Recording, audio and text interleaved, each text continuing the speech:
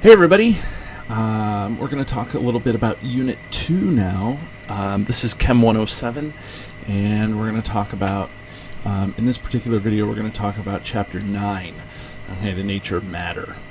And so there's some really kind of easy take-home messages that you want to get out of this when you're reading through the chapter. First, it's the definition of matter. Matter really has two things. It has mass and it has space. Okay? If it doesn't have mass or doesn't take up space, then it doesn't matter. Get it? Doesn't matter. Okay. Anyways, so things like love or an idea, those things don't have mass and don't take up space, so we don't classify those as matter. And so chemistry actually is defined as the study of matter and how it changes. So that's why it's important right now to talk about what makes up matter. So again, we're thinking about matter that has mass and space. Matter actually has two different types of categories. We can have substances, and a substance is something that is pure. Okay, maybe that's a good word to put here. It is pure. It only has one thing that it is made out of. And there's really only two types of substances. So there's elements, which we find on the periodic table, and then there's compounds, which are two elements put together. We're going to talk about more of these things later. But just know that we have substances, which are pure things, and then if we take two substances and we put them together and kind of mix them up, we get, of course, a mixture. Okay, so a mixture is two or more substances. Okay, and the thing here is that the individual parts sort of kind of keep their individual properties. Okay, the best way and kind of most extreme example of a mixture that I can give you is something like a salad. Okay, like a salad has all sorts of different parts. It has lettuce, it has tomato, it has cheese, croutons, whatever have you. But the point is that each of the parts still taste like what they did before you mix them all together.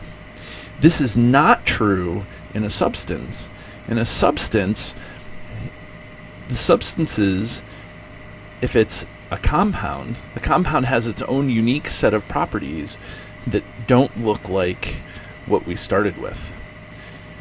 So if you have something like water, which is H2O, and again, that's going to be my primary example, water is a compound. Okay, it's made of hydrogen, which is a gas, and oxygen, which is a gas. Water, though, when we see it, is a liquid. So water doesn't retain any of the properties of the two things that make it up. That's one of the reasons, one of the ways we can tell that it is a substance.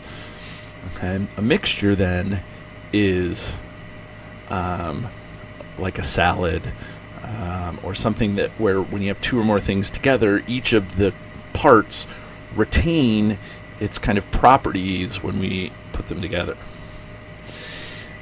So let's talk a little bit about these properties of matter. There are two of them.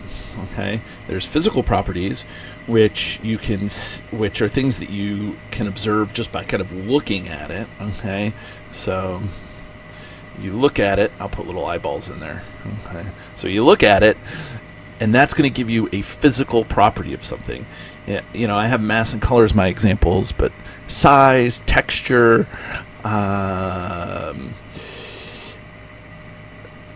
kind of weight, smoothness, all of these things are physical properties because we can look at it and kind of determine them fairly straightforwardly. A chemical property, on the other hand, is something that you observe when you're changing the matter, when the matter is undergoing some sort of reaction. So the easiest thing to kind of relate it to is everybody's favorite thing is fire. Okay? When you put wood on a fire and it turns into ash, okay, the flammability of the wood is a chemical property. Okay, the fact that the wood is able to catch on fire can only be observed or measured as the wood is changing from wood to ash. So physical properties, no change needs to occur in order for you to measure it. You can put something on a balance. You can put something. You can find its length, its width, its height. Okay, so there's all sorts of things that you do here with physical properties, but with chemical properties, the composition has to be changing in order for you to measure it. Okay, so iron rusting, for example, we don't know that a compound rusts until it actually does rust. And so this is kind of my key that I tell every student that I've ever had about determining if it's a chemical property or physical property. And so is it the same? Okay, I clarified it here because it's part of the, because I wanted to be more official when I wrote it down. But I say, is it the same? Okay, so is it the same now as before I saw it? Okay, so you catch something on fire, okay, it's not the same, so you know that it's flammable, but it's not the same. So that's a chemical property in general. Okay, I look at something, I see that it is green. After I'm done looking at it, it is still green. So that is what makes it a physical property. Okay, so this kind of gives you a key question to ask yourself if it is physical or chemical.